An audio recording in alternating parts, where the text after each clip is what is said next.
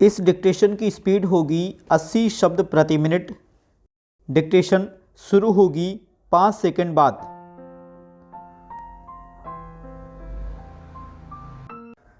Start. सभापति जी, मैं इस बिल का विरोधी नहीं हूँ।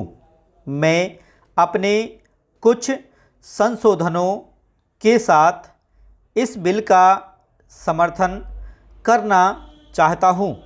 मैं कहना चाहता हूँ कि राष्ट्रीयकरण से पूर्व जिस ट्रैक्टर की कीमत 60,000 रुपये थी, राष्ट्रीयकरण के बाद उसकी कीमत 2 गुना हो गई है। जब से यह काम सरकार ने अपने हाथ में लिया है, तब से ट्रैक्टर के दाम बढ़ गए हैं। यही कारण है कि सरकार को इसमें इतना लाभ मालूम पड़ रहा है। ये मनमानी कीमत किसानों से वसूल कर रहे हैं। जितने दाम बढ़े हैं उस हिसाब से तो इन कारखानों को करोड़ों रुपए का लाभ होना चाहिए था। पैरा। सभापति जी, माननीय सदस्य महोदय, मंत्री बनने से पूर्व जब अपना भाषण आरंभ करते थे तो बहुत तालियां बजती थीं, लेकिन मंत्री बनने के बाद हमने इनका इस तरह का भाषण नहीं सुना। आजकल तो सरकारी अधिकारी इनसे कहते हैं कि उसे वह आसानी से समझ लेते हैं और अपनी बातें भूल जाते हैं।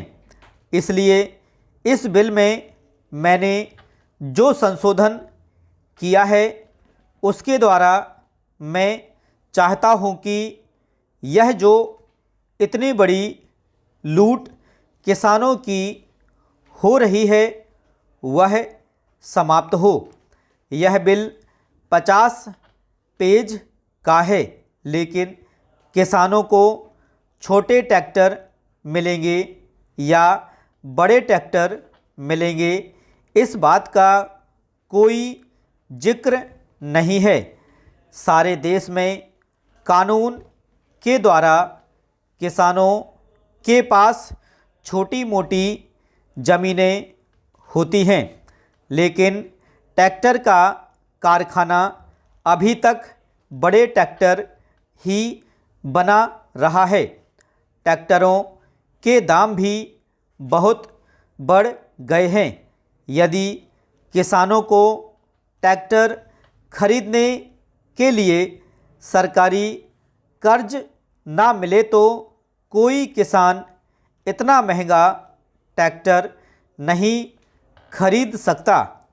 अभी तो ट्रैक्टर खरीदने के लिए 1-2 साल बाद ही किसानों की ज़मीन बिक जाती है, क्योंकि उन्हें सरकारी कर्ज वापस करना होता है।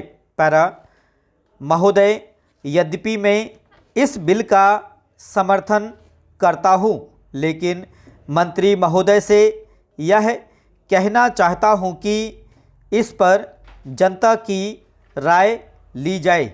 इसके साथ ही ऐसा बिल भी लाया जाए जिसमें यह विवरण हो कि ट्रैक्टर महंगा होगा या सस्ता होगा और उसमें किस प्रकार का इंजन होगा। बिल में यह प्रावधान भी हो कि राष्ट्रीयकरण के बाद जो भ्रष्टाचार बढ़ गया है उसको कैसे दूर किया जाएगा। तभी हम समझेंगे कि वास्तव में इस देश में कृषि क्रांति आने वाली है।